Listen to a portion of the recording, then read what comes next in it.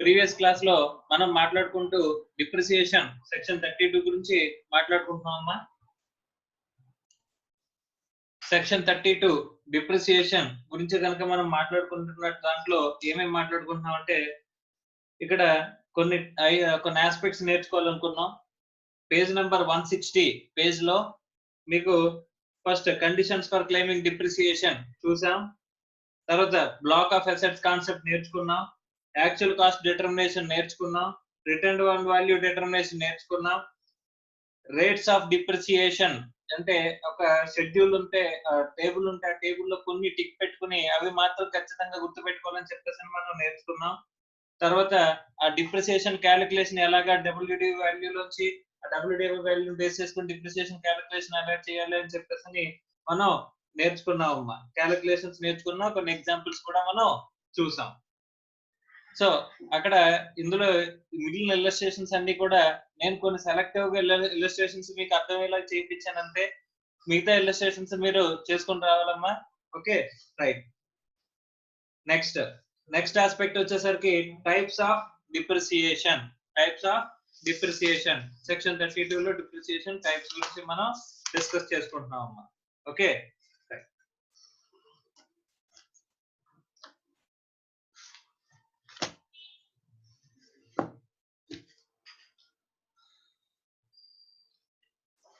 Page number 174 కి రండమ్మా. Page number 174 లో మీకు డిప్రిసియేషన్ గురించి టైప్స్ ఆఫ్ డిప్రిసియేషన్ గురించి డిస్కస్ చేస్తూ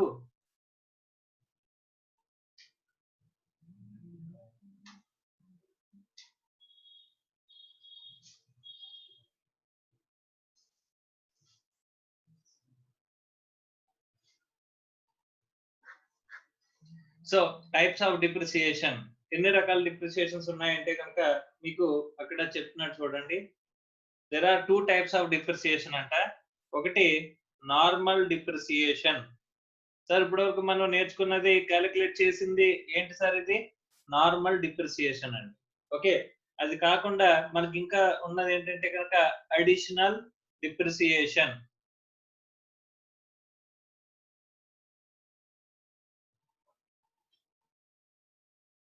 so normal depreciation, additional depreciation అనే రెండు ఆస్పెక్ట్స్ ఉన్నాయంటండి. అందులో నార్మల్ డిప్రిసియేషన్ ఎలా చేయాలి ఏంటనేది ఆల్రెడీ మనం నేర్చుకున్నాము. డిప్రిసియేషన్ అనేది డబ్ల్యూడివి మెథడ్ చేసుకోవాలి, అందులో black of assets method follow అవ్వాలి, స్పెసిఫిక్ రేట్స్ చెప్పినవి మనం ఫాలో అయ్యి దాని ప్రకారం డిప్రిసియేషన్ క్యాలిక్యులేట్ చేసుకోవాలి. Depreciation mandatory nature, depreciation claim చేసుకోవడానికి కండిషన్స్, ఇవన్నీ కూడా calculation methodologies, WDV method, return on value calculations, ఇవన్నీ కూడా నార్మల్ డిప్రిసియేషన్ లో మనం తెలుసుకున్నాం. Okay, right. సో అక్కడ ఒక పాయింట్ చెప్పాడు చూడండి. నార్మల్ డిప్రిసియేషన్ లో depreciation allowed according to the normal provisions of the income tax act every year as per the rates applicable as discussed above అని చెప్పేసి అన్నాడు. సో దాన్ని నార్మల్ డిప్రిసియేషన్ అని చెప్పేసి అనుకున్నాం. Next additional depreciation. మా నార్మల్ డిప్రిసియేషన్ ఏ సెక్షన్ ప్రకారం అంటే కనుక సెక్షన్ 32 అండి.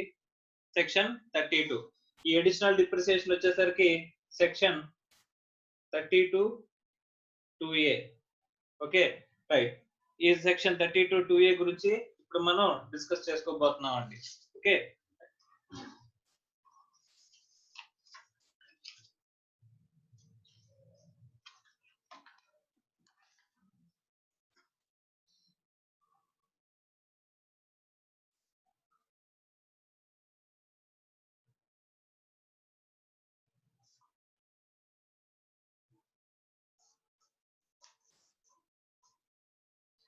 So additional depreciation.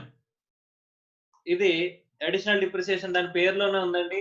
Additional depreciation అంటే ఏంటంటే it's over and above the normal depreciation అండి. Over and above the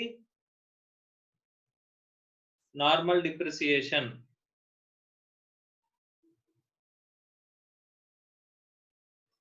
so normal depreciation కంటే ఎడిషనల్ గా అంటే నార్మల్ డిప్రిసియేషన్ వస్తుంది, అలాగే ఈ అడిషనల్ డిప్రిసియేషన్ అలో చేస్తారంట. రెండు కూడా అలో చేస్తారంటే డిప్రిసియేషన్స్. అదే అడిషనల్ డిప్రిసియేషన్ ఎవరికి అలో చేస్తారు, ఏ కేసెస్ లో అలో చేస్తారు, ఏ కండిషన్స్ లో అలో చేస్తారు, ఇలాంటివన్నీ కూడా మనం నేర్చుకోవాలంటే. Okay, right. అక్కడ చెప్పారు చూడండి అమ్మా, పేజ్ నెంబర్ 174 లో అడిషనల్ డిప్రిసియేషన్ గురించి డిస్కస్ చేసే టైప్స్ ఆఫ్ డిప్రిసియేషన్ లో ఏమని చెప్తున్నారు చూడండి ఒకసారి.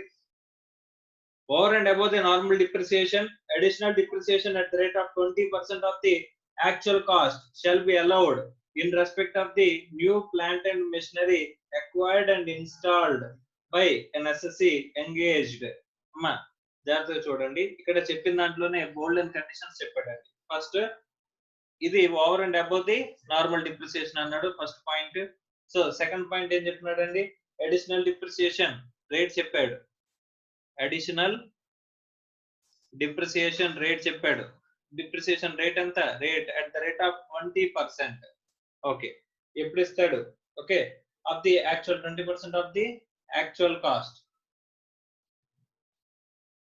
20% of the actual cost shall be allowed in respect of new plant and machinery acquired and installed.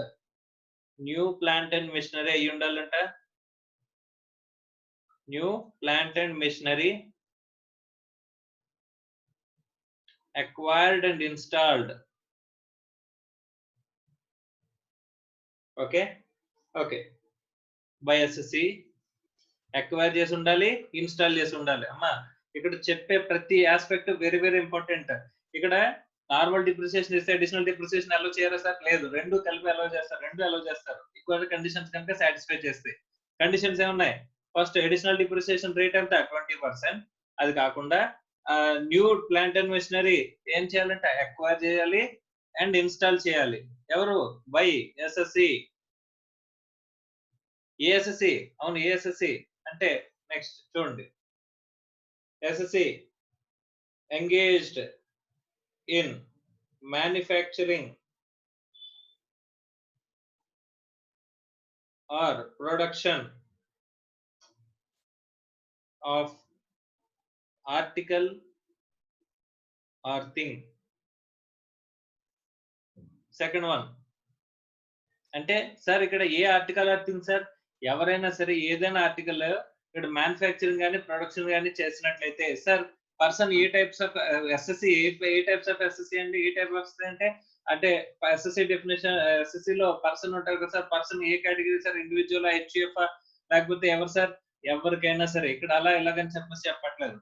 అక్కడ ఎస్ఎస్సి అనేవాడు ఎవరైనా అవ్వచ్చు, ఎనీ ఎస్ఎస్సి, అది ఇండివిజువల్ ఎస్సీయా, హెచ్యుఎఫ్ ఎస్సీయా అని ఏం చెప్పలా, any SSC who is under the activity of manufacturing, production of article or thing.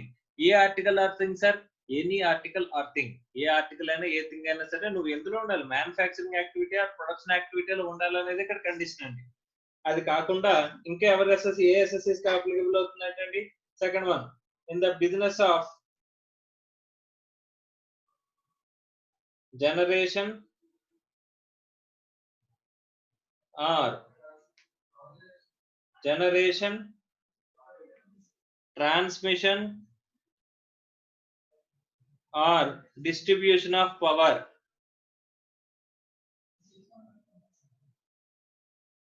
Okay, so generation and distribution of power veelakanta.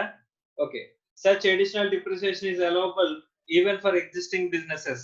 Okay, ikkada veellu existing business అయినా పర్లేదంట, వీళ్ళు ఎవరు అవ్వచ్చు, ఏదో new business అవ్వచ్చు లేదా ఎగ్జిస్టింగ్ బిజినెస్ అవ్వచ్చు. ఏం లేదు, జస్ట్ అక్కడ చెప్పిన కండిషన్స్ అన్నిటిని డీటెయిల్ గా రాస్తున్నాను అంతే. ఒకసారి మనం క్వశ్చన్ వేసుకుంటూ వచ్చేస్తే వీటన్నిటికీ ఆన్సర్, ఇవన్నీ కూడా ఆన్సర్ లేదండి క్వశ్చన్స్ కి. సార్ అడిషనల్ డిప్రిసియేషన్ అది మామూలు డిప్రిసియేషన్ కంటే ఎక్స్ట్రా అలో చేస్తారా, అది నార్మల్ డిప్రిసియేషన్ ప్లేస్ లో అలో చేస్తారా, it's over and above the normal depreciation. Normal depreciation కాకుండా అడిషనల్ గా అలో చేసేది. దీనికి కూడా స్పెసిఫిక్ రేట్ ఏమైనా ఉందా, ఎస్, అడిషనల్ రేట్ డిప్రిసియేషన్ అనేది స్పెసిఫిక్ గా at the rate of 20% of actual cost or original cost ఏదైతే ఉంటుందో ఆ ఒరిజినల్ కాస్ట్ మీద మనకి 20% అలో చేస్తారంట. తర్వాత సార్ దేనికోసం ఇస్తారు సార్, కొత్త plant and machinery acquire and install చేసినందుకు. ఓకే, ఎవరికి ఇస్తారు సార్, బై ఎస్ఎస్సి. ఎవరు అక్వైర్ చేసి ఉండాలి, ఆ న్యూ ప్లాంట్ అండ్ మెషినరీ అనేది new plant and machinery acquire చేసిన ప్రతి ఒక్కరికి ఇచ్చేస్తారా సార్? కాదు. New plant and machinery acquired and install చేసి ఉండాలి. అది ఎవరు చేసి ఉండాలండి? By SSC. అంటే ఎలాంటి ఎస్ఎస్సి సార్? ఎవరైనా సరే ఎనీ ఎస్ఎస్సి. యాక్టివిటీ ఎందులో ఉండాలంటే కనుక manufacturing or production of any article or thing or business of generation transmission or distribution of power. వీళ్ళకి సంబంధించిన బిజినెస్ లో ఉండాలి. అక్కడ ఏంటి వాళ్ళు సార్ ఎగ్జిస్టింగ్ బిజినెస్ వాళ్ళకి ఇవ్వరా సార్? కొత్తగా బిజినెస్ పెట్టాలా? కొత్తగా business new existing business new business అని చెప్పేసి ఏం డిఫరెన్షియేషన్ లేదు. ఎవరికైనా అలౌ చేస్తారు. కాకపోతే వాళ్ళు ఏం చేసి ఉండాలి? New plant and machinery acquire చేసి ఉండాలి అండ్ ఇన్స్టాల్ కూడా చేసి ఉండాలి. Very very important. Acquired and installed by assessee జరిగి ఉండాలి అని చెప్పేదే కండిషన్ అండి. Okay right sir. ఇక్కడ డిప్రిసియేషన్ రేట్ అని చెప్పారండి 20%. సార్ ఇక్కడ ఒక చిన్న క్వశ్చన్ సార్. ఈ 20% డిప్రిసియేషన్ అంటున్నారు కదా సార్. డిప్రిసియేషన్ అంటే ఎసెట్ వాల్యూ నుంచి తగ్గించాలా తగ్గించక్కర్లేదా? ఇదేనా అడిషనల్ బెనిఫిటా? డిప్రిసియేషన్ అయితే మరి మీరు ఏం చేస్తారండి? నార్మల్ డిప్రిసియేషన్ అయితే ఏం చేస్తారు? P&L ఎక్స్పెండిచర్ క్లెయిమ్ కింద క్లెయిమ్ చేస్తారు, అసెట్ నుంచి తగ్గిస్తారు. ఓకే, మరి అడిషనల్ డిప్రిసియేషన్ ఏం చేయాలి సార్? అడిషనల్ డిప్రిసియేషన్ ని తగ్గించక్కర్లేదా? అంటే ఓన్లీ P&L లో క్లెయిమ్ చేస్తాము, అసెట్ నుంచి తగ్గించాల్సిన అవసరం లేదా అని చెప్పేసానంటే అలా కాదండి. ఇక్కడ ఏంటంటే ఇది it is part of normal depreciation. మీరు జాగ్రత్తగా గమనించండి. టైప్స్ ఆఫ్ డిప్రిసియేషన్ అన్నాడు కాబట్టి it is part of normal depreciation లో, అంటే డిప్రిసియేషన్ లో ఒక పార్ట్ అండ్ అడిషనల్ డిప్రిసియేషన్ అనేది. కాబట్టి డిప్రిసియేషన్ అనగానే మనకి ఏమవుతుంది? It is always reduced from the asset. అంటే నార్మల్ గా మీరు క్లెయిమ్ చేసుకునే డిప్రిసియేషన్ రేట్ కంటే ఓకే 20% అడిషనల్ గా 20% ఆఫ్ ది ఒరిజినల్ కాస్ట్ ఏదైతే ఉందో అది మీకు అడిషనల్ గా మీకు అలౌ చేస్తున్నాడు. ఏ ఇయర్ లోనండి? In the year of acquired and installed. నువ్వు అక్వైర్ చేసి అసెట్ ని ఇన్స్టాల్ చేసిన ఇయర్ లో. సార్ ప్రతి సంవత్సరం ఇస్తారా sir?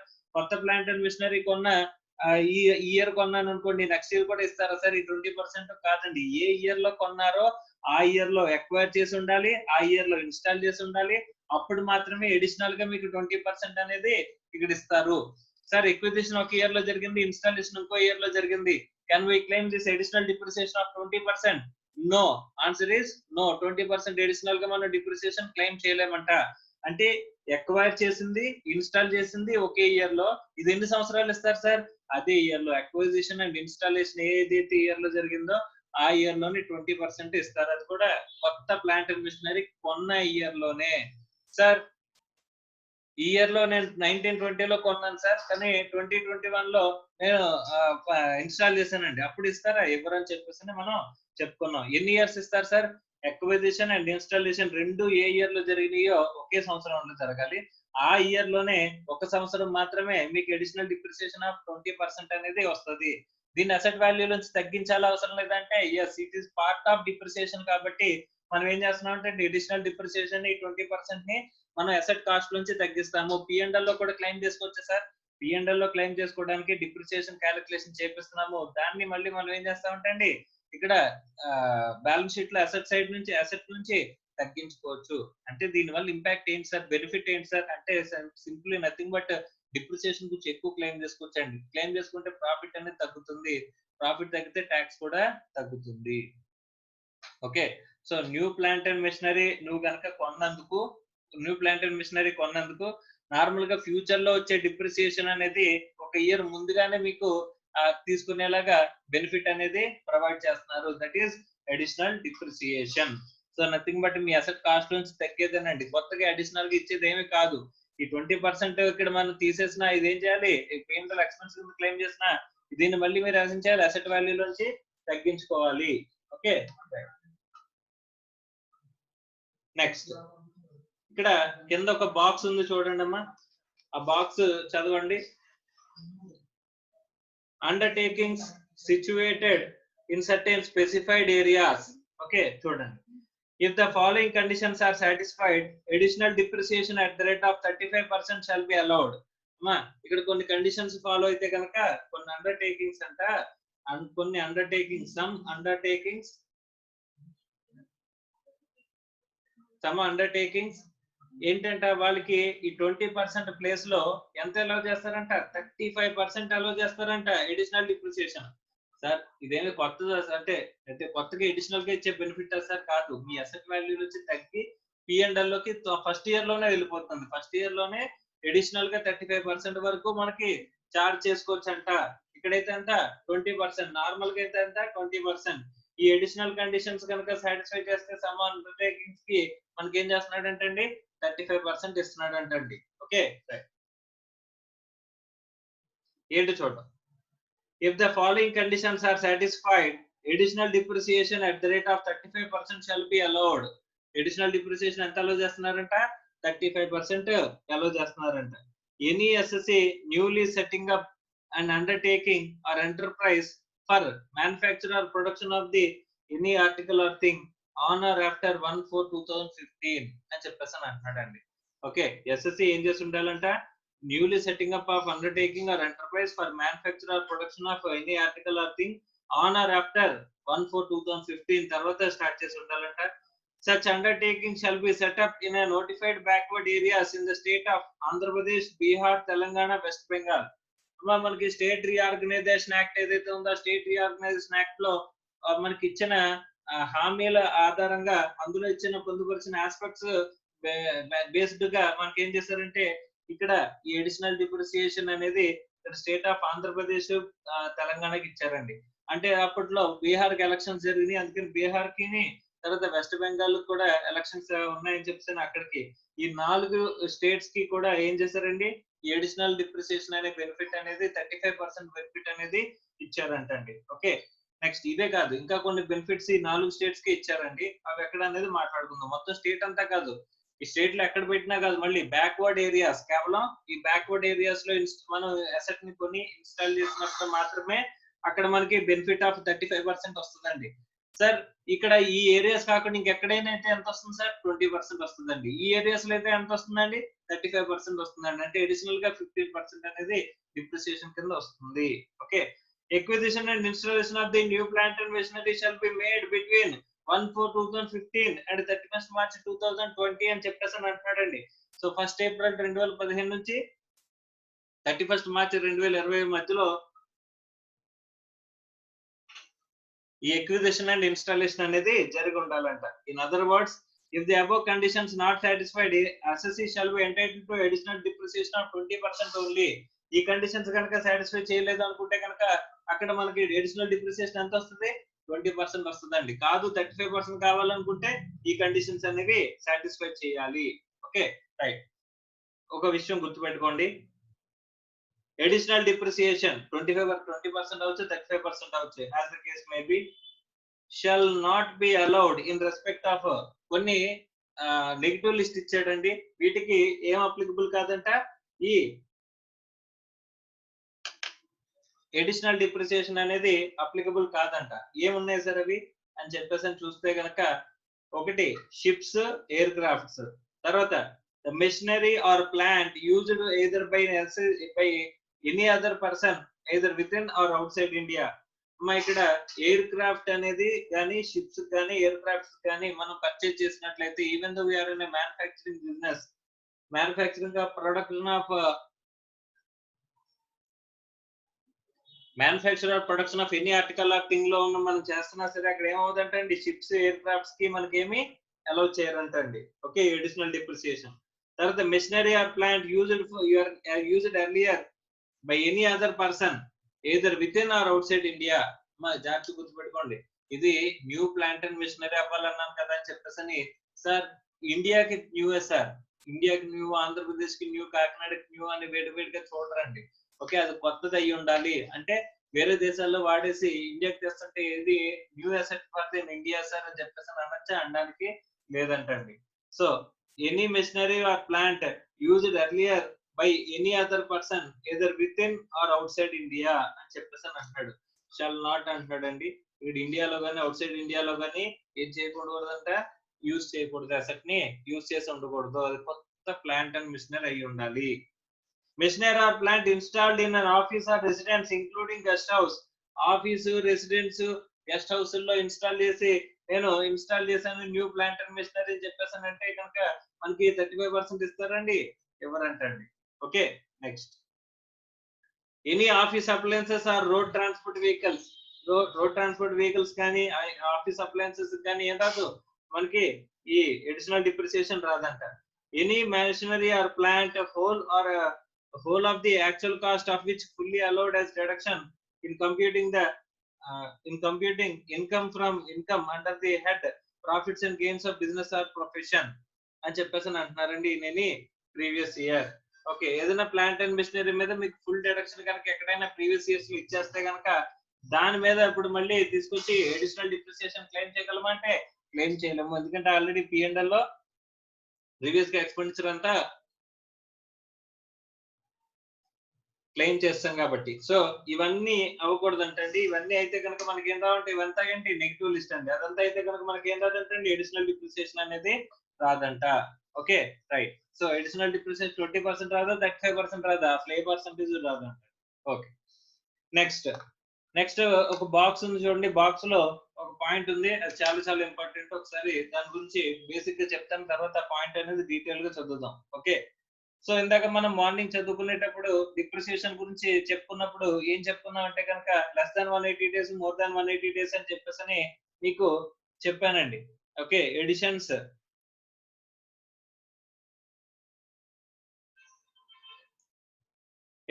Made for less than 180 days, more than 180 days. రెండింటికి డిఫరెన్స్ ఏంటండి? రెండింటికి డిఫరెన్స్ ఇది 50% ఆఫ్ నార్మల్ డిప్రిసియేషన్, ఇది 100% ఆఫ్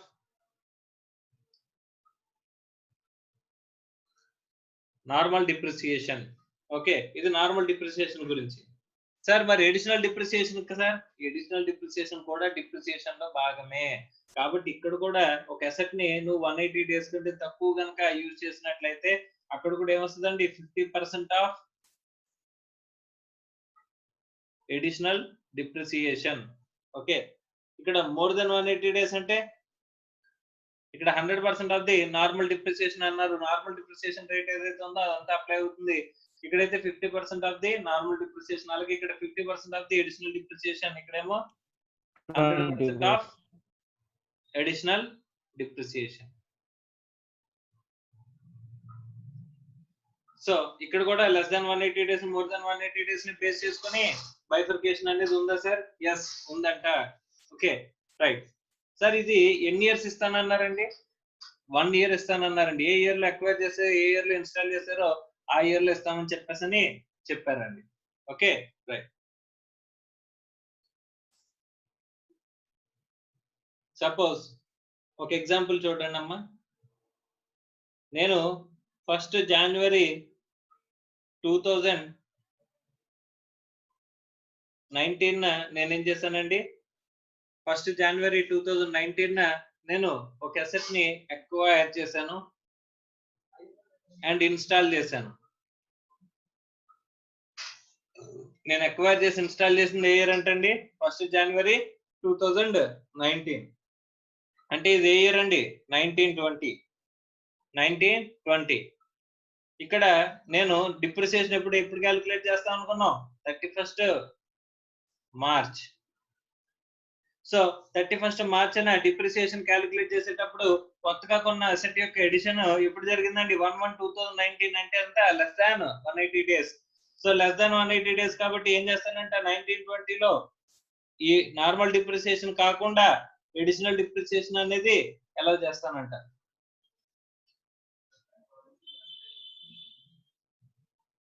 సో ఈ అడిషనల్ డిప్రిసియేషన్ ఎంత వస్తుందంటే కనుక 50% of the normal 50% of the 20% depreciation. Okay, so 50% of the 20% వస్తుందంట. ఓకే సార్, మీ ఇక్కడ మనం నిజంగా చెప్తే కనుక ఈ ఇయర్ లో ఎప్పుడైనా ఇన్స్టాల్ చేసుకోవచ్చు అక్వైర్డ్ అండ్ ఇన్స్టాల్డ్ అని చెప్పేసి అంటే మీ కండిషన్స్ లో అక్వైర్డ్ అండ్ ఇన్స్టాల్డ్ అని అన్నాడు, కానీ అది ఒకే ఇయర్ లో జరగాలని చెప్పేసి అని అన్నాడు.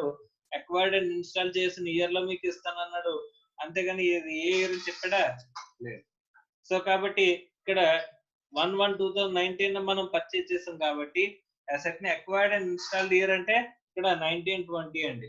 ఓకే, సో ఇక్కడ 50% ఆఫ్ ది డిప్రిసియేషన్ కనుక స్పెషల్ డిప్రిసియేషన్ ఇస్తే కనుక ఏమంటున్నాడంటే దీని 2021 లో, సో 2021 లో మీకు ఏం చేస్తారంటే అండి రిమైనింగ్ 50% ఆఫ్ ది డిప్రిసియేషన్ ఇక్కడ ఏదైతే 1920 లో 50% ఆఫ్ ది నార్మల్ డిప్రిసియేషన్ అనేది అలౌ చేశారో దాంట్లో రిమైనింగ్ 50% అనేది ఇక్కడ ఇక్కడ ఏ ఇయర్ లో ఇస్తారంటే అండి 2021 లో మనకి అలౌ చేస్తారంట అండి. ఓకే,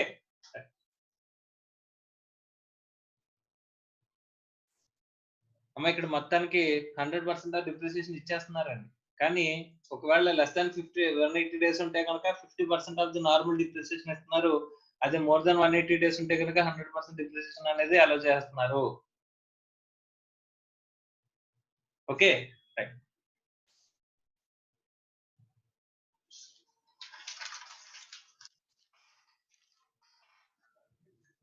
ఒకసారి provision చదువుదామమ్మా.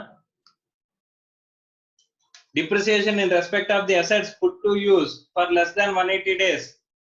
Wherever any asset is acquired by SSE during the previous year and is put to use for less than 180 days in the previous year, depreciation in respect of such assets shall be restricted to 50% of the amount calculated at the percentage prescribed for the block of assets. Second proviso to section 32 subsection 1. The restrictions shall apply for normal depreciation as well as additional depreciation. ఈ provisions అంటే ఎవరికి applicable అవుతాయంట? Normal depreciation కి additional depreciation కి ఇద్దరికి అలా అవుతాయంట. Okay, so as well as normal depreciation as well as additional depreciation of 20% or 10% accordingly. Additional depreciation in which in such situations shall be restricted to 10% or 17.5% అని చెప్పేసి చెప్తున్నారండి. In respect of the additional depreciation, the balance 50% unclaimed portion shall be allowed in the immediately succeeding the previous year. In the immediately succeeding previous year అని చెప్పేసి అంటున్నాడండి. Okay, అంటే ఏ year లో అయితే కనుక 50% of the additional depreciation claim చేసావో దాని succeeding year లో మనం ఏం చేయాలి, ఇక్కడ రిమైనింగ్ 50% మనం అలౌ చేసుకోవాలంటండి. సో ఇయర్ లో 1920 లో మీరు అక్వైర్డ్ అండ్ ఇన్స్టాల్ చేశారు, కాకపోతే లెస్ దాన్ 180 డేస్ అనేది జరిగింది అంటే కనుక అక్కడ ఏమవుతుంది 50% ఆఫ్ ది అడిషనల్ డిప్రిసియేషన్ అనేది అక్కడికి వెళ్తుంది. దాని నెక్స్ట్ ఇయర్ కి 2021 కి వచ్చేసరికి ఏమవుతుందండి రిమైనింగ్ 50% అక్కడ 20% ఆఫ్ ది అడిషనల్ డిప్రిసియేషన్ అనేది ఇక్కడ ఏం చేస్తారు అలౌ చేస్తారంట. ఇమీడియట్లీ సక్సీడింగ్ ఇయర్ లో మీకు అలౌ చేస్తామని చెప్పేసి అని చెప్తున్నారు. Okay, right. ఇక్కడ ఒక ప్రాబ్లం ఉందమ్మా, ప్రాబ్లం నెంబర్ 17 ఒకసారి చదవండి. సో ఇది మనకి అడిషనల్ డిప్రిసియేషన్ గురించి and also the calculation of the additional depreciation ఎలాగనేది మనం చూసామండి. ఓకే,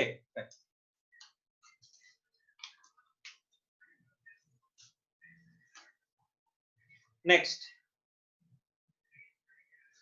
సో డిప్రిసియేషన్ లో ఎన్ని రకాలు ఉన్నాయని చెప్పేసాను అనుకున్నామా. టైప్స్ ఆఫ్ డిప్రిసియేషన్ రెండు ఏంటి, ఒకటి నార్మల్ డిప్రిసియేషన్, రెండోది అడిషనల్ డిప్రిసియేషన్. ఆ అడిషనల్ డిప్రిసియేషన్ గురించి కూడా మనం నేర్చుకున్నాం. సో దట్ కాన్సెప్ట్ ఏమైపోయింది, టైప్స్ ఆఫ్ డిప్రిసియేషన్ అనే కాన్సెప్ట్ మనకి కంప్లీట్ అయింది. Next we will move on to the next aspect ఏమున్నది అని చెప్పేసి చూస్తే టైప్స్ ఆఫ్ డిప్రిసియేషన్ తర్వాత depreciation of power sector undertakings. Okay, next concept అండి డిప్రిసియేషన్ ఆఫ్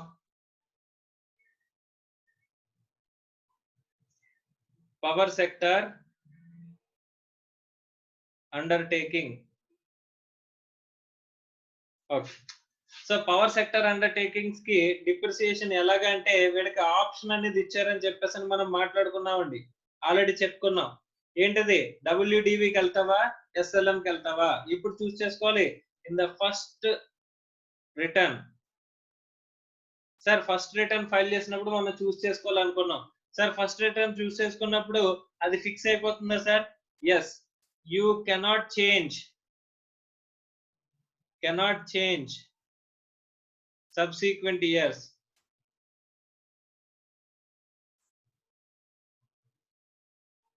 సో వన్స్ కనుక మీరు చేసినట్లయితే సబ్సిక్వెంట్ ఇయర్స్ లో మీరు ఏం చేయలేరు, యూ కెనాట్ చేంజ్ చేయలేరంట. సబ్సిక్వెంట్ ఇయర్స్ లో ఆ మెథడ్ అనేది చేంజ్ చేయలేరంట. వన్స్ డబ్ల్యూడివి చూస్ చేసుకుంటే ఇంకా ఎస్ఎల్ఎం చూస్ చేసుకోవడానికి లేదు, ఎస్ఎల్ఎం చూస్ చేసుకుంటే డబ్ల్యూడివి చూస్ చేసుకోవడానికి లేదు.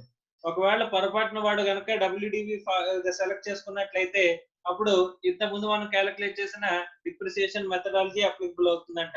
లైక్ బ్లాక్ ఆఫ్ అసెట్,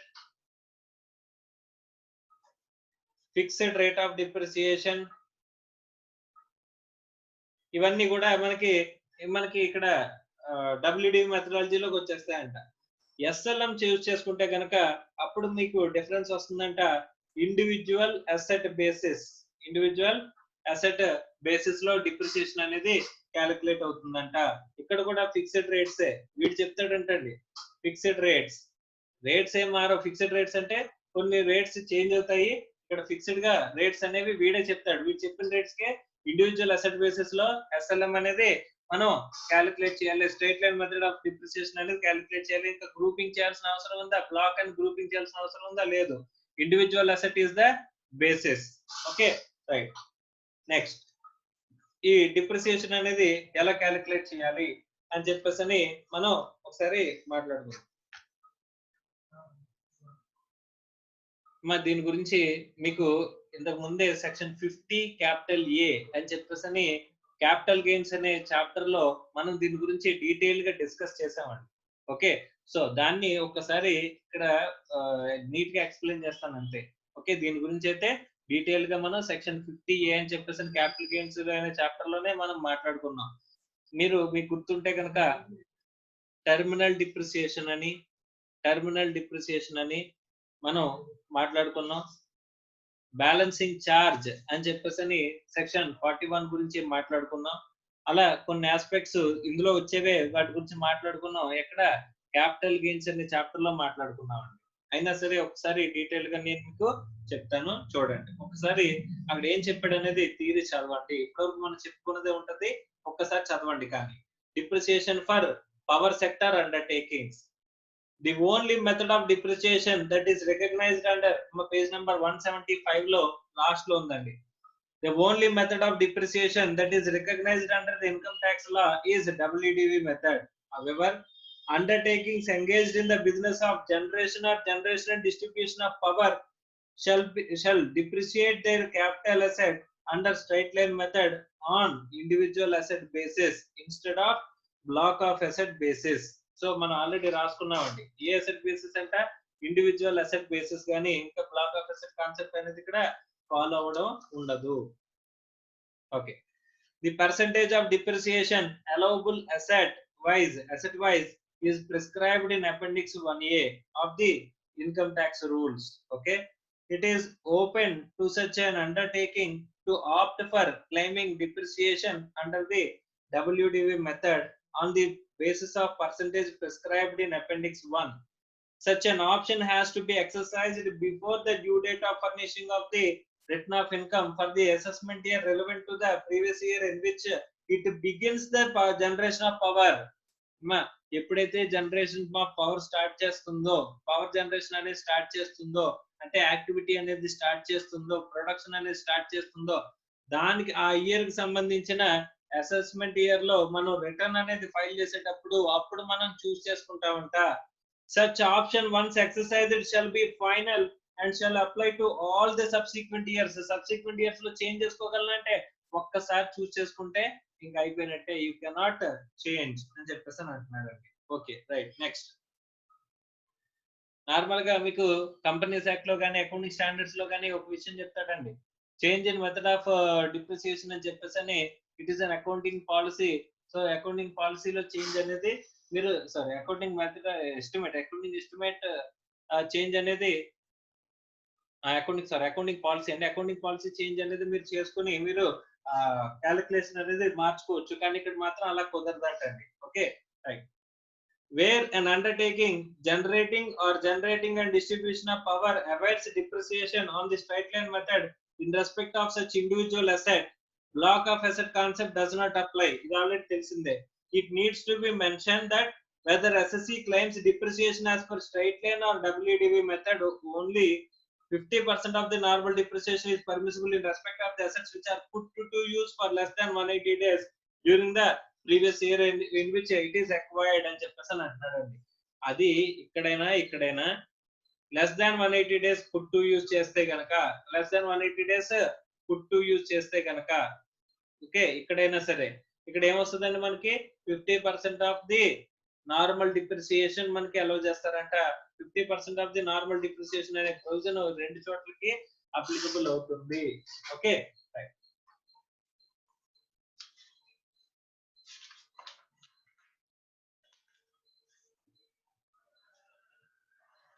అంటే ఇక్కడ సింపుల్ గా ఒక అసెట్ తీసుకుంటే ఇండివిజువల్ అసెట్ తెలుసు కదండి, ఇండివిజువల్ అసెట్ బేసిస్ లో ఇంకా బ్లాక్ ఆఫ్ అసెట్స్ ఉండవు. 15% బ్లాక్, 30% బ్లాక్ కాదు. మిషనరీస్ 4 ఉంటే 4కి ఇండివిజువల్ గా డిప్రిసియేషన్ అనేది క్యాలిక్యులేట్ చేసుకుంటూ వెళ్ళిపోతామండి. అదే ఒక 5 బిల్డింగ్స్ ఉంటే 5 బిల్డింగ్స్ కి విడివిడిగా డిప్రిసియేషన్ అనేది క్యాలిక్యులేట్ చేసుకుంటూ వెళ్ళిపోతామండి. అలా స్ట్రైట్ లైన్ మెథడ్ లో క్యాలిక్యులేట్ చేసుకుంటూ వెళ్ళిపోతే సరిపోతుంది. కానీ ఇక్కడ బ్లాక్ ఆఫ్ అసెట్స్ అయితే మాత్రం WDV చూస్ చేసుకుంటే black of assets concept mandatory. Okay, A method ఇక్కడ SLM కనుక చూస్ చేసుకోవాలంటే ఇండివిజువల్ అసెట్ అనేది బేసిస్ గా అవుతుంది. ఎవరికి ఓన్లీ పవర్ సెక్టర్ అండర్టేకింగ్స్ కి మాత్రమే ఈ బెనిఫిట్ అనేది ఉంది. Okay, right. Next, sale of asset by power sector undertaking. అమ్మా దీని గురించి ఆల్రెడీ డిస్కస్ చేసుకున్నాం, ఇప్పుడు ఒకసారి మళ్ళీ దాని గురించి చెప్తాను. Okay, right. అసెట్ ని సేల్ చేస్తే మనకి అరైజ్ అయ్యేది ఏంటండి? Capital gains. So capital gain, కానీ డిప్రిషియబుల్ అసెట్ కాబట్టి మనకి డిప్రిషియబుల్ అసెట్ ని కనుక సేల్ చేసినట్లయితే అక్కడ కూడా క్యాపిటల్ గెయిన్ అనేది వస్తుంది. ఎక్కడ వస్తుంది, ఎప్పుడు వస్తుంది అని చెప్పేసానంటే, నార్మల్ గా అయితే కనుక section 50 deals with the depreciable asset. కానీ ఇది పవర్ సెక్టర్ అండర్టేకింగ్ SLM మెథడాలజీకి మనం 50A అనేది ఫాలో అవుతామని చెప్పేసి మనం మాట్లాడుకున్నాం. Sale of asset of power sector undertaking, right. So sale చేస్తే కనుక ఏం జరుగుతుంది సార్?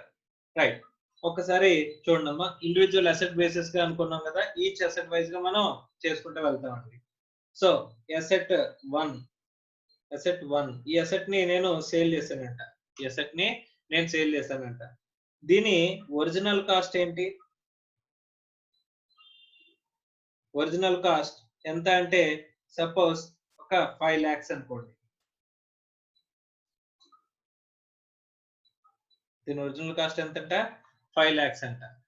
ఈ ఒరిజినల్ కాస్ట్ 5 lakhs ఉన్న అసెట్ ని నేను ఏం చేశానంట, ఇక WDV ఎంత ఉందంట? 3 lakhs ఉందంట. స్ట్రైట్ లైన్ మెథడ్ లో డిప్రిషియేట్ చేసుకుంటూ వెళ్తున్నాను. స్ట్రైట్ లైన్ మెథడ్ లో డిప్రిషియేట్ చేసుకుంటూ వెళ్తుంటే ఏమైందంటే, ఇక్కడ ఓపెనింగ్ ఒరిజినల్ కాస్ట్ ఎంత? 5 lakhs ఉంది. దాని WDV వాల్యూ ఎంత? 3 lakhs. నేను కొన్న అసెట్ కొన్నది ఎంతకి? 5 lakhs కి. దాన్ని ఇక్కడ WDV స్ట్రైట్ లైన్ మెథడ్ లో మనం డిప్రిషియేట్ చేసుకుంటే వెళ్తే ఇక WDV ఎంత ఉందంట? 3 lakhs ఉందంట. ఇలాంటి అసెట్ ని, ఇలా ఉన్న అసెట్ ని నేను ఎంత కమ్మానో చూడండి. 3 కేసెస్ చెప్తానండి. First case, it is sold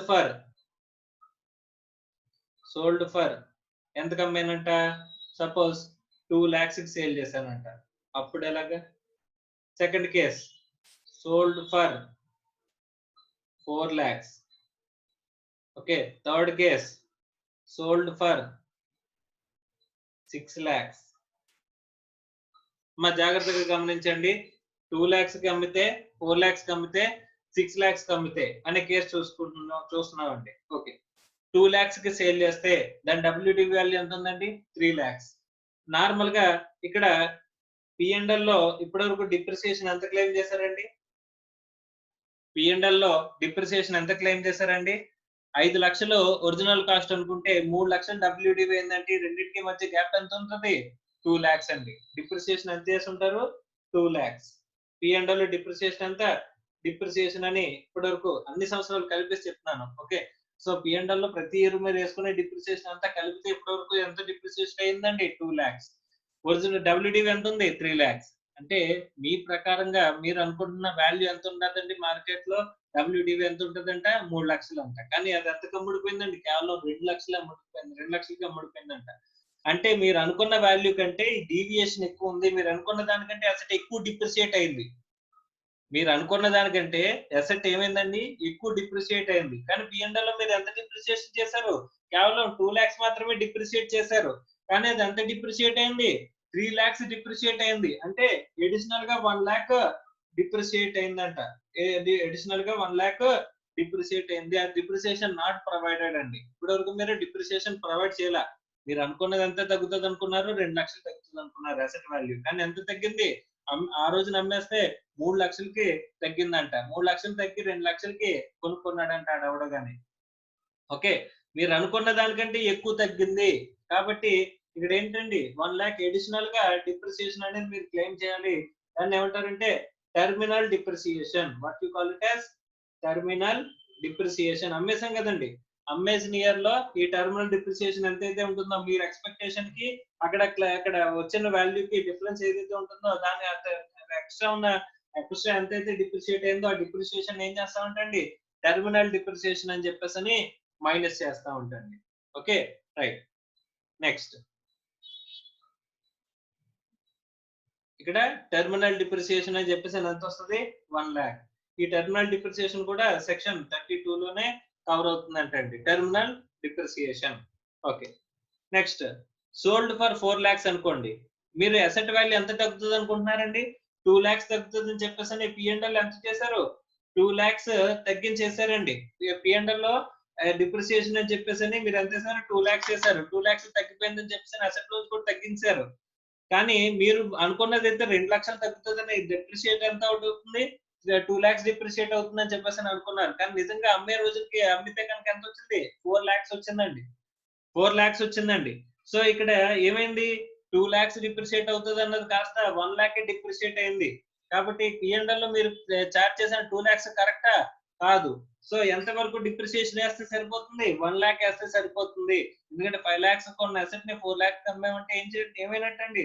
ఇక్కడ 2 లాక్స్ డిప్రిషియేట్ అయినట్టు మనం చూపిస్తున్నామండి. కానీ ఇక్కడ ఎంత డిప్రిషియేట్ అయినట్టు? 1 లాక్ డిప్రిషియేట్ అయినట్టు. 5 లక్షలు కొన్న అసెట్ ని ఇప్పుడు ఈ రోజున అమ్మితే 4 లక్షలు కనుక అమ్మినట్లయితే ఇక్కడ మనకి ఎంత డిప్రిషియేషన్ అనేది క్లెయిమ్ అయినట్టు అంటే ఎంత డిప్రిషియేషన్ రియల్ గా ఇంకర్ అయినట్టండి? 1 లాక్. కానీ మీరు ఎంత క్లెయిమ్ చేస్తే డిప్రిషియేషన్ 2 లాక్స్. కాబట్టి ఇక్కడ P&L లో ఇక్కడ ఏం చేయాలంటే అది తగ్గించేయాలంట. సో బై వే ఆఫ్ ఎలా తగ్గిస్తాం సార్? అంటే P&L లో క్రెడిట్ సైడ్ బ్యాలెన్సింగ్ చార్జ్ అని చెప్పేసి మనం వేస్తే కనుక అక్కడ ఎంత వేయాలంటండి? 1 లాక్. ఓకే. ఈ బ్యాలెన్సింగ్ చార్జ్ అనేది ఎంత వేయాలంటండి? 1 లాక్ కనుక మనం చార్జ్ చేసినట్లయితే బ్యాలెన్సింగ్ చార్జ్ అప్పుడు బ్యాలెన్సింగ్ చార్జ్ అంటే ఇన్కమ్ కింద కన్సిడర్ చేస్తున్నామండి. ఇన్కమ్ కింద కన్సిడర్ చేస్తున్నాం. ఇది సెక్షన్ 41 ప్రకారం మనం క్లెయిమ్ చేస్తా ఉంటాం. Section 41 sub section 2. Okay. Section 41 sub section 2 ప్రకారం మనం ఏం చేస్తా ఉంటాండి? బ్యాలెన్సింగ్ చార్జ్ కింద మనం క్లెయిమ్ చేస్తా ఉంటాండి. ఓకే. ఇన్కమ్ కింద మనం చూపిస్తామంట. అంటే ఇది ఏ ఇన్కమ్ సార్? సెక్షన్ 41 అంటున్నారు కాబట్టి ఇది ఏ ఇన్కమ్ అండి? Business are profession. ఓకే. ఇక్కడ టెర్మినల్ డిప్రిసియేషన్ అంటే ఏ డిప్రిసియేషన్ అండి? Business are profession related depreciation. Okay right.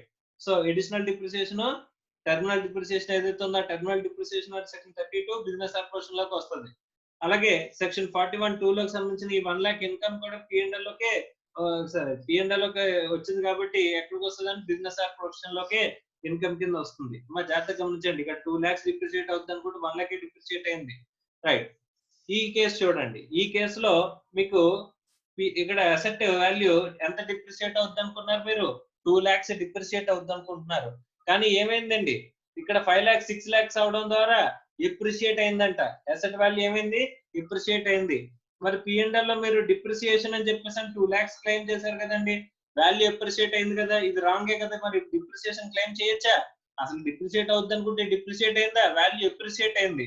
So కాబట్టి ఇక్కడ డిప్రిషియేషన్ తీసేయాలి కాబట్టి ఎంత చేస్తామండి? బ్యాలెన్సింగ్ చార్జ్ అని చెప్పేసి మనం ఏం చేయాలంటండి ఇక్కడ 2 లాక్స్ ఇక్కడ బ్యాలెన్సింగ్ చార్జ్ కింద చేసేస్తా ఉంటాం. బ్యాలెన్సింగ్ చార్జ్ అంటే సెక్షన్ 41 సబ్ సెక్షన్ 2 ప్రకారం ఏమవుతుందండి? ఇన్కమ్ అవుతుందంట. Okay right. సార్ ఇక్కడ మీరు జాగ్రత్తగా గమనిస్తే నేను కొన్నది 5 లక్షలకి అమ్మింది 6 లక్షలకి సార్. ఇక్కడ చూడండి,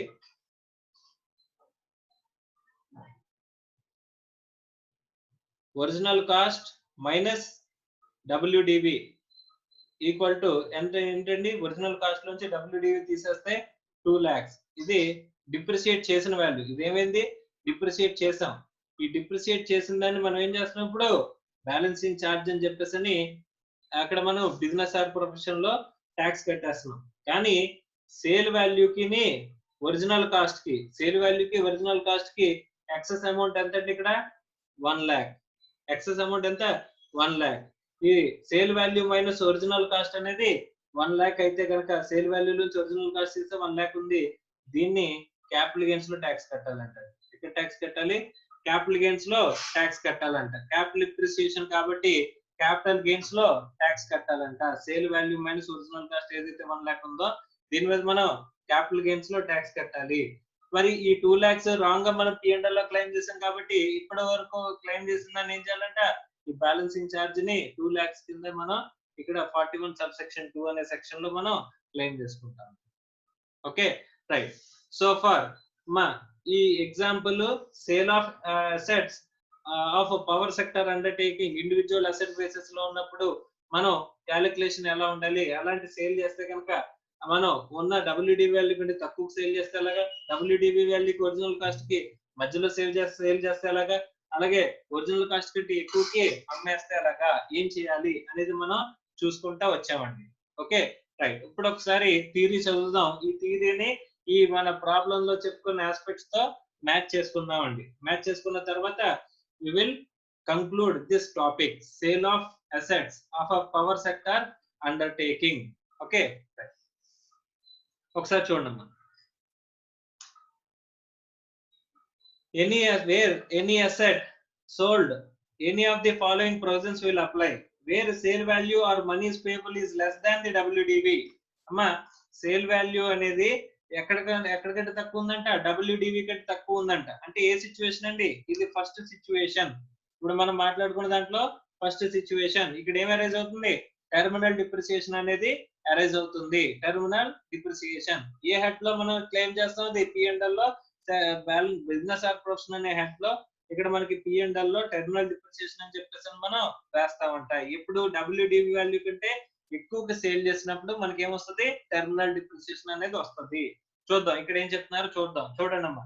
section 32 provides that where any such asset in respect of the which straight line method of depreciation has been claimed is sold, discarded, demolished or destroyed in a previous year, the shortfall if any in the monies payable ante sale value in respect of such a asset as compared to the WDV కి ఇక్కడ ఈ sale value కి difference ఏదైతే ఉంటుందో shall be allowed as a terminal depreciation.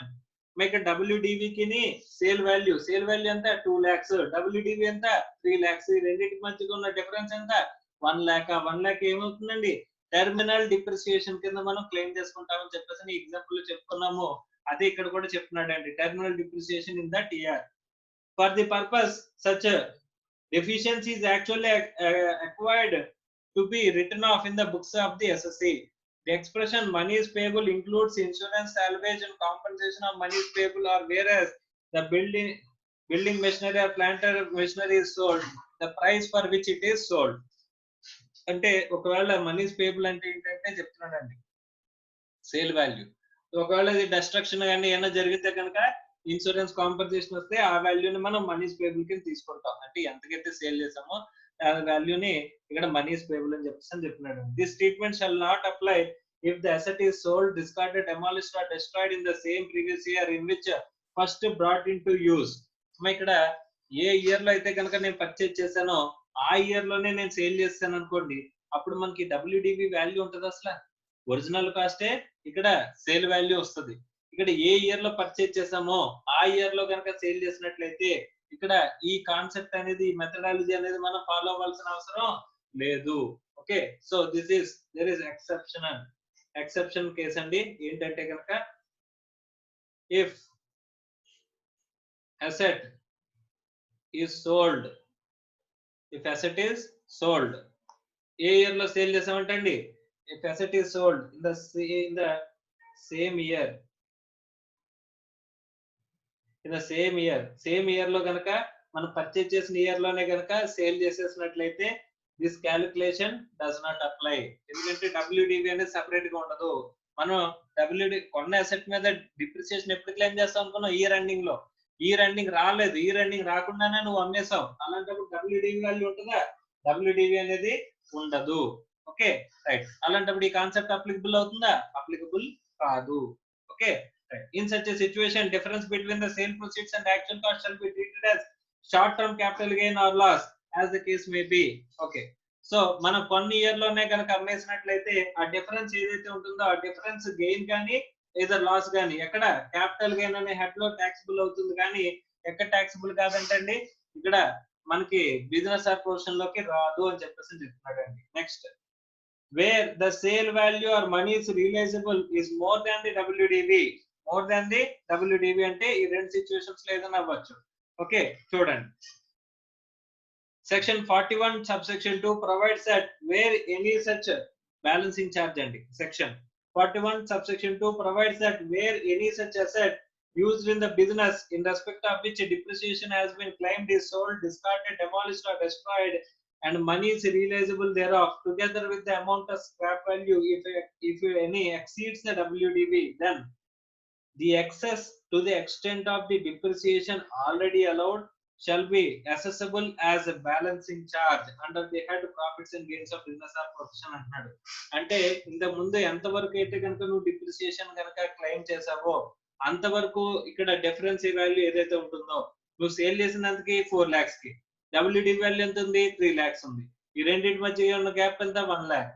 అంటే ఇది depreciation కంటే తక్కువే కాబట్టి డిప్రిసియేషన్ అంతవరకు నువ్వు ఎంతవరకు అయితే డిప్రిసియేషన్ వేసావు అంతవరకు కూడా ఏం చేయాలంటే డిఫరెన్స్ ఆఫ్ గ్యాప్ ని బ్యాలెన్సింగ్ ఛార్జ్ కింద వేసుకుంటూ వచ్చేయాలండి. బ్యాలెన్సింగ్ ఛార్జ్ అనేది సెక్షన్ 41(2) లో మనకి income deemed to be deemed, ఇది కూడా డీమ్డ్ ఇన్కమ్ కాన్సెప్ట్ అండి. ఇది డీమ్డ్ ఇన్కమ్ సెక్షన్ 41 అంటే ఏంటి?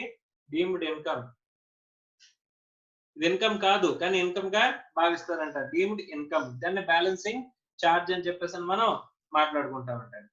Next, the surplus over and above the actual cost. ఇది థర్డ్ సిచ్యువేషన్ అండి. థర్డ్ సిచ్యువేషన్ లో ఏం చేసాం? ఇక్కడ ఒరిజినల్ కాస్ట్ కంటే యాక్చువల్ కాస్ట్ కంటే ఎక్కువ కమ్మేసాం. ఆ ఎక్కువ కమ్మితే ఆ అడిషనల్ వాల్యూ 1 lakh ని ఏం చేసామండి? క్యాపిటల్ గెయిన్స్ లో ట్యాక్స్ చేసాము. సో అది చెప్తున్నట్టు చూడండి ఒకసారి. The surplus over and above the actual cost if any shall be assessed as capital gains under section 50A. దీని గురించి మనం ఆల్రెడీ మాట్లాడుకున్నాం. క్యాపిటల్ గెయిన్స్ అనే చాప్టర్ లో మనం మాట్లాడుకున్నాం అండి. సో ఇక్కడ సిచ్యువేషన్స్ చెప్తున్నట్టు చూడండి. Sale value less than the original cost and sale value is less than the WDV. అంటే first situation sale value 2 lakhs అనేది ఒరిజినల్ కాస్ట్ కంటే తక్కువ, డబ్ల్యూడివి కంటే తక్కువ. అప్పుడు ఏమొస్తుందండి? Terminal depreciation. ఇక్కడ చూడండి, terminal depreciation under section 32 WDV minus sale value. Next, sale value less than original cost and sale value greater than WDV అంటే second situation అండి. ఇక్కడ మనకి సెకండ్ సిచ్యువేషన్ ఏంటి? సేల్ వాల్యూ అనేది 4 lakhs, అది అంతకంటే ఎక్కువ, సరే అంతకంటే తక్కువ, ఒరిజినల్ కాస్ట్ కంటే తక్కువ. 5 లక్షలకి ఇక్కడ 4 లక్షలు, ఇక్కడ 5 lakhs ఒరిజినల్ కాస్ట్, ఇక్కడేమో సోల్డ్ ఫర్ 4 lakhs. అంటే ఏంటండి? ఇక్కడ ఒరిజినల్ కాస్ట్ కంటే తక్కువ, డబ్ల్యూడివి కంటే ఎక్కువ. సో డబ్ల్యూడివి కంటే ఎక్కువ కాబట్టి అక్కడ ఏమొచ్చింది మనకి? Balancing charge. Balancing charge under section 41(2). Okay, sale value minus WDV. Next, sale value is greater than the original cost అనుకుంటే కనుక ఇక్కడ బ్యాలెన్సింగ్ ఛార్జ్ ఉంటది, క్యాపిటల్ గెయిన్స్ ఉంటాయి. చూడండి, balancing charge original cost minus WDV, capital gains sale value minus original cost. So ఇది మనకి total గా ఈ ఎగ్జాంపుల్ తో ఈ థియరీని మ్యాచ్ చేసుకున్నాం అండి. కాన్సెప్ట్ మొత్తాన్ని మనం మ్యాచ్ చేసుకున్నాం. So that this is with respect to sale of asset of power sector undertaking. ఎవరైతే ఎస్ఎల్ఎం చూస్ చేసుకుంటారో ఇండివిజువల్ అసెట్ బేసిస్ అనేది ఫాలో అవుతున్నారో వాళ్ళకి అప్లికబుల్ అయ్యే ప్రొవిజన్ సెక్షన్ 50 క్యాపిటల్ ఏ. సెక్షన్ 50 క్యాపిటల్ ఏ మాట్లాడుకున్నప్పుడు క్యాపిటల్ గెయిన్స్ లో మనం ఈ విషయం మాట్లాడుకున్నామండి. Okay right. దీని అంతటిని మనం ఆల్రెడీ అప్పుడు చెప్పుకున్నామండి. రైట్. సో ఇక్కడతో మనకి పవర్ సెక్టర్ అండర్టేకింగ్ కి సంబంధించిన కాన్సెప్ట్ అనేది కంప్లీట్ అయిందండి. సో కింద ప్రాబ్లం నెంబర్ 18 అనే ఒక ప్రాబ్లం ఉంది. ఆ ప్రాబ్లం అనేది చేయండి అమ్మా. Okay right. ఇంకా డిప్రిసియేషన్ అనే ఆస్పెక్ట్ లో మనం చివరాఖరికి వచ్చేస్తే, చివరికి వెళ్ళిపోతే కనుక ఒక్కసారి ఇక్కడ డిప్రిసియేషన్ గురించి లాస్ట్ లో టోటల్ ఆస్పెక్ట్స్ ఏవైతే మాట్లాడుకుంటున్నామో ఒక్కసారి మళ్ళీ చూసేద్దాం. కండిషన్స్ ఫర్ క్లెయిమింగ్ డిప్రిసియేషన్ చూసాం, బ్లాక్ ఆఫ్ అసెట్స్ చూసాం, యాక్చువల్ కాస్ట్ చూసాం, రిటర్న్ డౌన్ వాల్యూ చూసాం, రేట్ ఆఫ్ డిప్రిసియేషన్ చూసాం, టైప్ ఆఫ్ డిప్రిసియేషన్ చూసాం, depreciation of power sector undertakings చూసాం. ఇంకా లాస్ట్ వన్ అన్అబ్జార్బ్డ్ డిప్రిసియేషన్. సో ఈ అన్అబ్జార్బ్డ్ డిప్రిసియేషన్ చూసేస్తే ఇక టోటల్ గా డిప్రిసియేషన్ అనేది మనకి కంప్లీట్ అయిపోతుంది. సో డిప్రిసియేషన్ గురించి కంప్లీట్ అయిపోతుంది. సెక్షన్ 32 మనకి కంప్లీట్ అవుతుందండి. Okay right. So unabsorbed depreciation.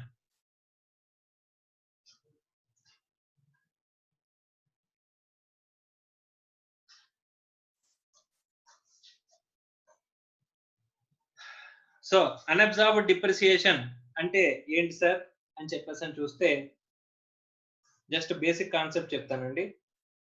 P&L లో ప్రాఫిట్, ఇక్కడ ప్రాఫిట్ నెగిటివ్ ఉందంట. నెగిటివ్ అంటే ఏంటండి? లాస్. పోనీ పాజిటివ్ ఉందనుకుందాం, రెండు చెప్తాను. ప్రాఫిట్ అని చెప్పేసి 10 lakhs ఉందంట. ఇదేంటి? Profit before depreciation. Profit before depreciation ఎంత ఉందంట? 10 lakhs ఉందంట. మన డిప్రిసియేషన్ వచ్చేసరికి 15 lakhs ఉందంట. 15 lakhs ఉందంట. ఇప్పుడు లాస్ ఎంత వస్తుందండి? Loss 5 lakhs. లాస్ ఎంత? 5 lakhs. ఎందుకు? ప్రాఫిట్ బిఫోర్ డిప్రిసియేషన్ ఎంత? 10 lakhs ఉంది. డిప్రిసియేషన్ ఎంత ఉంది? 15 lakhs ఉంది. లాస్ ఎంత వస్తుంది? 5 lakhs. ఒక విషయం చెప్పండి, డిప్రిసియేషన్ క్లెయిమ్ చేయకపోతే మనం ప్రాఫిట్ లో ఉన్నాం, లాస్ లో ఉన్నామా? ప్రాఫిట్ లో ఉన్నాం. డిప్రిసియేషన్ క్లెయిమ్ చేయడం వల్ల మనం లాస్ లోకి వచ్చాం. అంటే ఈ లాస్ అనేది ఏ లాస్ అండి? It is depreciation loss. ఈ లాస్ ఏంటంట? Depreciation loss. Our profit is unable to, మన ప్రాఫిట్ అబ్జార్బ్ చేసుకోలేకపోయిందంట డిప్రిసియేషన్ ని. మనకు వచ్చిన ప్రాఫిట్ ఈ డిప్రిసియేషన్ ని అబ్జార్బ్ చేసుకోలేకపోవడం వల్ల మనకి వచ్చిన లాస్ ఏంటండి? Depreciation loss. ఇక్కడ లాస్ అరైజ్ అయింది, దానివల్ల దాన్ని ఏమంటాం? Depreciation loss. ఈ డిప్రిసియేషన్ లాస్ ఏమంటాం? అన్అబ్జార్బ్డ్ డిప్రిసియేషన్ అంటాం. ఏమంటామంట? Unabsorbed depreciation. Right. Suppose profit before depreciation ఎంత? 5 lakhs loss. Depreciation 15 lakhs. Loss ఎంత? 20 lakhs. ఈ 20 lakhs లాస్ అన్అబ్జార్బ్డ్ డిప్రిసియేషన్ లాసా? కాదు. ఈ 15 lakhs, ఈ 20 lakhs లో నార్మల్ లాస్ ఉంది, నార్మల్ బిజినెస్ లాస్ ఉంది, అన్అబ్జార్బ్డ్ డిప్రిసియేషన్ లాస్ ఉంది. అన్అబ్జార్బ్డ్ డిప్రిసియేషన్ లాస్ కూడా ఉంది. ఏంటంటే అన్అబ్జార్బ్డ్ డిప్రిసియేషన్ లాస్ ఏమో 15 lakhs, ఈ నార్మల్ డిప్రిసియేషన్ లాస్ ఏమో 5 lakhs. నార్మల్ డిప్రిసియేషన్ లాస్ ఎంత అండి? 5 lakhs. నార్మల్ బిజినెస్ లాస్ ఎంత? 5 lakhs. అన్అబ్జార్బ్డ్ డిప్రిసియేషన్ లాస్ ఎంత? 15 lakhs. ఓకే, ఇలా మనకి లాస్ అనేది వచ్చిందంట. Okay, so unabsorbed depreciation is nothing but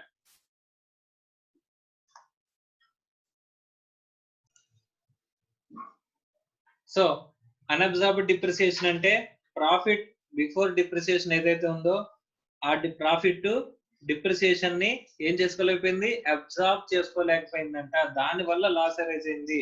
అప్పుడు అన్అబ్జార్బ్డ్ లాసే, అది అన్అబ్జార్బ్డ్ డిప్రిసియేషన్ అంటాం. అలాగే దాని ఆ లాస్ ని డిప్రిసియేషన్ లాస్ అంటాం.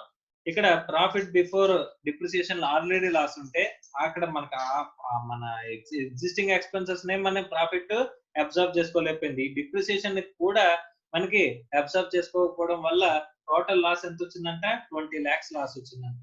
ఈ 20 lakhs లాస్ లో business loss, normal business loss 5 lakhs, unabsorbed business loss 15 lakhs. ఈ అన్అబ్జార్బ్డ్ బిజినెస్ లాస్ డిప్రిసియేషన్ ని దీని ఏమంటే అన్అబ్జార్బ్డ్ డిప్రిసియేషన్ అని చెప్పేసి మాట్లాడుతూ ఉంటాం.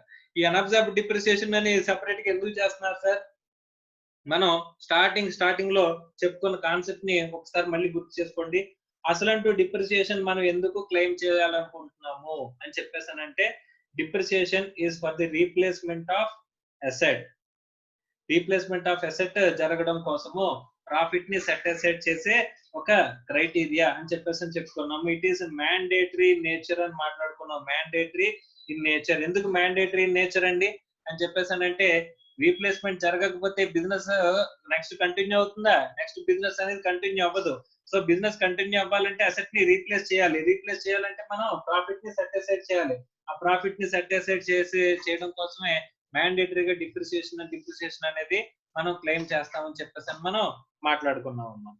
మరి అక్కడ ప్రాఫిట్ ని డిప్రిసియేషన్ రూపంలో సెట్ అసైడ్ చేయకపోతే వీఆర్ అనేబుల్ టు క్లెయిమ్ అని చెప్పేసి అనుకున్నప్పుడు, ఇక్కడ డిప్రిసియేషన్ సెట్ అసైడ్ చేయడానికి ప్రాఫిటే సరిపోవట్లా. మరి ఏం చేయాలి అంటే, ఇక్కడ నెక్స్ట్ సబ్సిక్వెంట్ ఇయర్స్ లో వచ్చే ప్రాఫిట్ ని మనం ఏం చేసుకోవచ్చంట, దీనికి అడ్జస్ట్ చేసుకోవచ్చంట. నెక్స్ట్ సబ్సిక్వెంట్ ఇయర్స్ లో అంటే ఎన్ని years sir? Is there any restriction? అక్కడ ఎన్ని సంవత్సరాలైనా సరే అన్రెస్ట్రిక్టెడ్ గా మనకి ఈ మన ఆబ్జెక్టివ్ ని అచీవ్ చేయడానికి, మన ప్రాఫిట్ ని, ఇక్కడ మన ఆబ్జెక్ట్ ఏంటి, రీప్లేస్మెంట్ ఆఫ్ అసెట్ ని చేయడం కోసం డిప్రిసియేషన్ అంటే ప్రాఫిట్ ని సెట్ అసైడ్ చేసే మెథడాలజీ కంటిన్యూ అవ్వాలి. ఓకే, దానికోసం అని చెప్పేసి అన్అబ్జర్బ్డ్ డిప్రిసియేషన్ కి ఇక్కడ కొన్ని ప్రత్యేకమైన బెనిఫిట్స్ అనేవి ఇచ్చారంట. ఆ అన్అబ్జర్బ్డ్ డిప్రిసియేషన్ కి ఇచ్చిన బెనిఫిట్స్ గురించే మనం ఇప్పుడు మాట్లాడుకోబోతున్నాము. ఓకే, సో ఇది సెక్షన్ 32 సబ్ సెక్షన్ 2 అంట. అన్అబ్జర్బ్డ్ డిప్రిసియేషన్. హోప్ మీకు అన్అబ్జర్బ్డ్ డిప్రిసియేషన్ అర్థమైందని చెప్పేసి అనుకుంటున్నాను. రైట్. సో అన్అబ్జర్బ్డ్ డిప్రిసియేషన్ ని ఒకసారి చూద్దాం. ఇక్కడ అన్అబ్జర్బ్డ్ డిప్రిసియేషన్ గురించి ఒక కాన్సెప్ట్ ఏంటంటే, ఇది ఎన్నాళ్ళైనా సరే మనం ప్రాఫిట్ నుంచి సెట్ అసైడ్ చేసుకోవచ్చు అని చెప్పేసి చెప్తాడు. అసలు ఏం చెప్తాడు కాన్సెప్ట్ అనే దాన్ని డీటెయిల్ గా మాట్లాడతాం. That portion of the depreciation that could not be fully claimed in the previous year due to the profits and gains being nil or insufficient is unabsorbed depreciation. అంటే డిప్రిసియేషన్, పోర్షన్ ఆఫ్ డిప్రిసియేషన్ ని మనం ఈ current year ఉన్న incomes తో, previous year ఉన్న incomes తో మనం adjust చేసుకోలేకపోవడం వల్ల మనకి అరైజ్ అయిన లాస్ ని ఏమంటారండి, అన్అబ్జార్బ్డ్ డిప్రిసియేషన్ అని చెప్పేసి అంటారంట.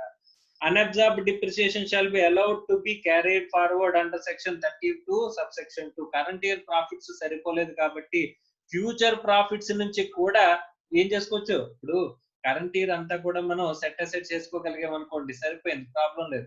కరెంట్ ఇయర్ సెట్ అసైడ్ చేయలేకపోయాం, అలాంటప్పుడు నెక్స్ట్ ఇయర్ అన్నా సరే అట్లీస్ట్ ఏం చేయాలి, సెట్ అసైడ్ చేయాలి. మెయిన్ ఆబ్జెక్ట్ ఏంటి, to replacement of the asset. అలా ఫ్యూచర్ లో వచ్చే ఏ ప్రాఫిట్ అయినా సరే దీనికి అగ్నెస్ట్ గా అడ్జస్ట్ చేసుకునే right ఇస్తున్నాడండి. It shall be treated as part of the current year depreciation even if there is no depreciation claimed in the current year. As a result of this, such unabsorbed depreciation can be set off not only against income under PGBP but also against income under any other head. ఇక్కడ జాగ్రత్త గుర్తుపెట్టుకోండి, ఇక్కడ profits సరిపోకపోతే, మన profits సరిపోకపోతే, ఇక్కడ profit అనేది మనకి సరిపోకపోతే, అడ్జస్ట్ చేసుకోవడానికి సరిపోకపోతే, any other head of income నుంచి కూడా మనం అడ్జస్ట్ చేసేసుకోవచ్చు అంట. Any other head other than రెండు ఉంటాయండి. ఒకటి సాలరీస్, రెండు క్యాజువల్ ఇన్కమ్. క్యాజువల్ ఇన్కమ్ అంటే, casual income means income covered under section 115 BB. 115 BB అని ఒక సెక్షన్ రాసుకున్నాం మనం. Special rate at the rate of 30%, winnowing from lotteries, cross word puzzles, card games of any sort అని చెప్పేసి మాట్లాడుకున్నప్పుడు 115 BB అనే special rates లో 30% లో ట్యాక్స్ అవుతుందని చెప్పేసి మాట్లాడుకున్న ఆ ఇన్కమ్ నుంచి కానీ, శాలరీస్ అనే ఇన్కమ్ నుంచి కానీ, మనం శాలరీస్ అనే హెడ్ నుంచి కానీ మనం ఏం చేయలేమంటండి, ఈ అన్అబ్జార్బ్డ్ డిప్రిసియేషన్ ని అడ్జస్ట్ చేయలేమంట. ఇక్కడ ఈ రెండింటి నుంచి కాకుండా any other head of income నుంచి నువ్వేం చేసుకోవచ్చంట, అడ్జస్ట్ చేసేసుకోవచ్చంట అన్అబ్జార్బ్డ్ డిప్రిసియేషన్ కి. ఎందుకు సార్ అన్అబ్జార్బ్డ్ డిప్రిసియేషన్ ఎంత బెనిఫిట్ ఇస్తున్నారు? డిప్రిసియేషన్ అనేది అంత ఇంపార్టెంట్ ఆస్పెక్ట్ కింద తీసుకుంటున్నాడండి. Why? Because it is meant for the replacement of the asset కాబట్టి. Okay, right. ఇక్కడ చూడండి, even if there is no depreciation, okay, as not only against the income under the profit, under the head profits and gains of business or person, but also against income under any other head of head except under the head salaries అని అన్నాడండి. ఈ salaries పక్కన and casual income under section 115 BB అని రాసుకోండి. ఇక్కడ ఇవ్వలేదు, ఇది మళ్ళీ అదర్ సోర్సెస్ లోకి వెళ్ళినప్పుడు అక్కడ చెప్తాడు, ఇక్కడికి మిస్ చేశాడు, కాబట్టి సాలరీస్ తో పాటుగా and casual income under section 115 BB అని చెప్పేసి రాసుకోండి.